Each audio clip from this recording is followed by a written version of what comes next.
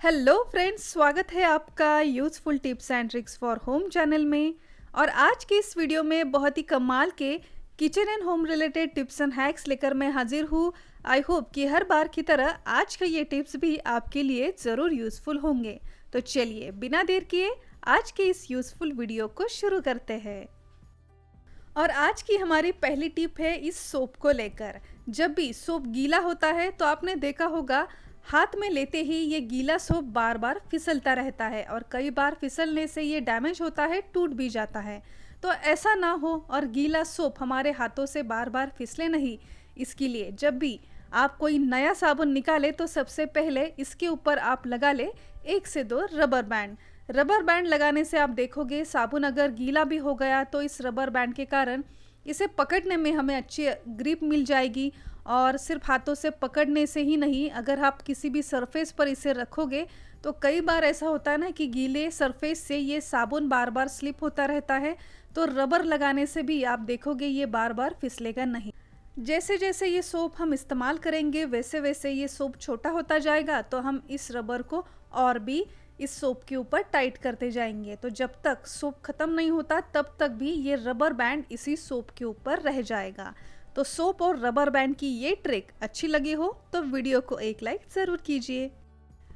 हमारी next tip है दवाई की इस बॉटल को लेकर। कई बार ऐसा होता है कि जहाँ पर भी हमने दवाइयाँ वगैरह रखी होती है वहाँ पर पानी लगने से या फिर दवाइयाँ वगैरह गिरने से इस दवाई की बॉटल पर या फिर मेडिसिन पर जहाँ पर भी कंटेंट वगैरह लिखे होते हैं, एक्सपायरी डेट वगैरह लिखी होती है, बहुत ही जल्दी निकल जाती है। कई बार हम इसके ऊपर गीले हाथ लगा देते हैं, मेडिसिन की चिपचिपे हाथ लगा देते हैं, तो ये सभी डेट वगैरह जहाँ पर भी लिखी होती है ये इरेज हो जाते हैं। तो ऐसा ना हो, इसके लिए जब भी मेडिसिन आप कोई भी घर पर लाए तो सबसे पहले जहाँ पर भी ये कंटेंट लिखा होता है वहाँ पर आप ट्रांसपेरेंट नेल पेंट लगाएं। ट्रांसपेरेंट नेल पेंट लगाने से आप देखोगे इसके ऊपर एक अच्छा कवर तैयार हो जाएगा, जिस पर पानी वगैरह लगने से भी ये टेक्स्ट बिल्कुल भी इरेज नहीं होगा।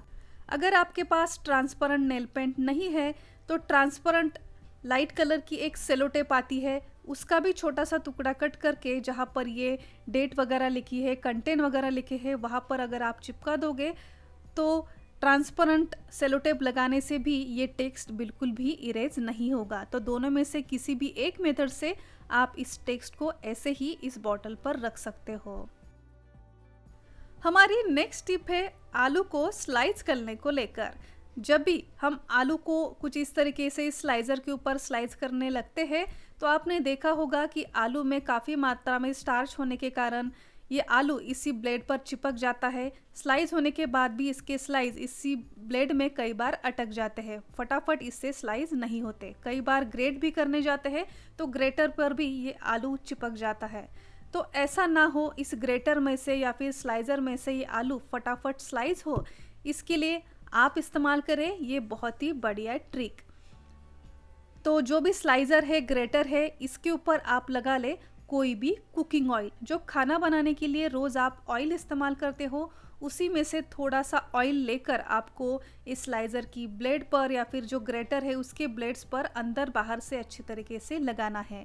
ऑयल लगाने के बाद जब आप इस आलू को या फिर किसी भी चीज़ को इस स्लाइजर के ऊपर ग्रेट करने जाओगे तो आप देखोगे ऑयल लगाने से ये बहुत ही फटाफट इस ब्लेड पर से फिसलता जाएगा और ये इस ब्लेड पर बिल्कुल भी चिपकेगा भी नहीं।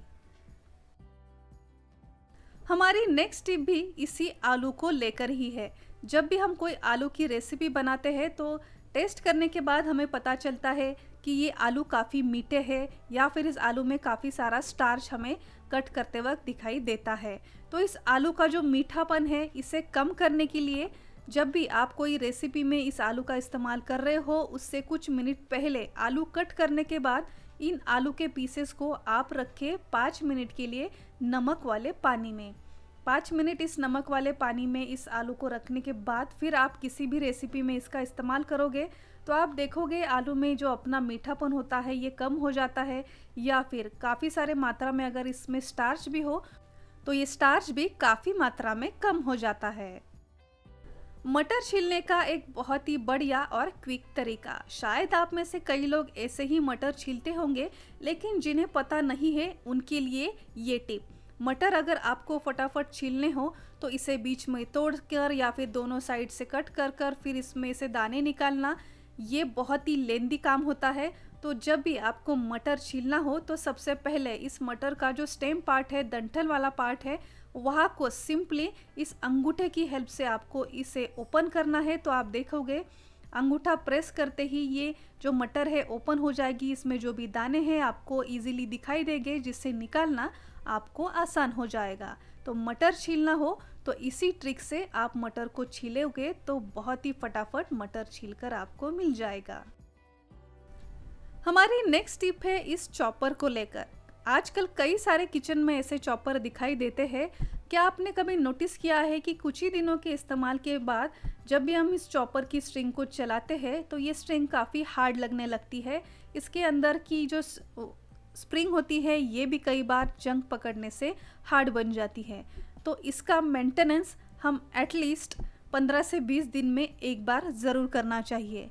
तो इस स्ट्रिंग को स्मूथ बनाने के लिए हम लेंगे वैसलीन यानी कि पेट्रोलियम जेली और थोड़ा सा वैसलीन इस स्ट्रिंग के ऊपर लगाएंगे। 1 से 2 बार इस स्ट्रिंग को आप अगर चलाओगे तो आप देखोगे वैसलीन पूरे अंदर की तरफ इस स्ट्रिंग को लग जाएगा। अंदर अगर कोई स्प्रिंग वगैरह होगी तो वो भी इस वैसलीन लगाने से स्मूथ होने लगेगी।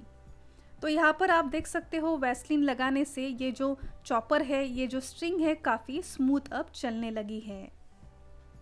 ऐसे ही सिर्फ इस स्ट्रिंग को ही नहीं, अंदर के जो ब्लेड्स होते हैं इन्हें भी एटलीस्ट 15 से 20 दिन में एक बार शार्प करना बहुत ही ज़रूरी है।